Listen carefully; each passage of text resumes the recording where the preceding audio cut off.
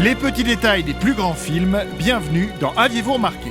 Après sa trilogie du Seigneur des Anneaux, Peter Jackson retrouve la Terre du Milieu avec un nouveau triptyque autour du Hobbit, dont on vous propose sans plus attendre les petits secrets et détails du premier volet, un voyage inattendu.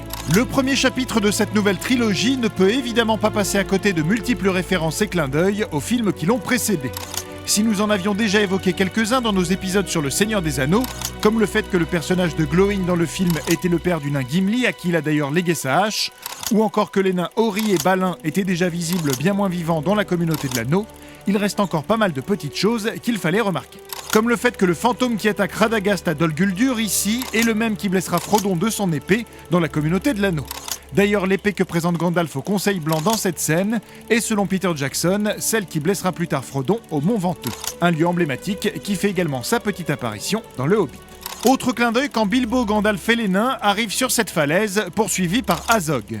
Le paysage qu'ils ont sous les yeux est le même que celui que voient Merry, Pippin et Sylvebarbe près d'Isengard dans les deux tours. Regardez bien, la rivière est la même.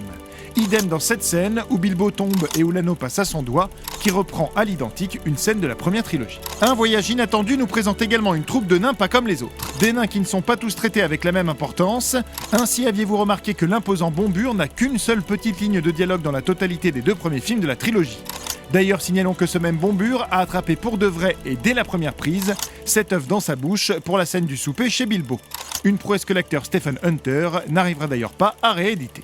Pour continuer sur les nains, on aura remarqué les haches bien particulières du personnage de Dwalin. Des haches où sont inscrites en runes de nains les noms de Grasper et Keeper, les deux chiens de l'écrivaine Emily Brontë. Et oui, des nains qui ont aussi plusieurs casquettes, puisque les trois trolls du film, que l'on retrouvera d'ailleurs figés en pierre dans la communauté de l'anneau, sont incarnés et doublés par les acteurs interprétant également Glowin, Dori et Bifur. Enfin, on aura vu un Peter Jackson grimé en nain pour un petit caméo juste ici au début du film, ou encore que cette adaptation ciné sortie en 2012 arriva pile poil pour l'anniversaire des 75 ans du roman original écrit par Tolkien et sorti en 1937. Mais ça, bien sûr, vous l'aviez remarqué, non ?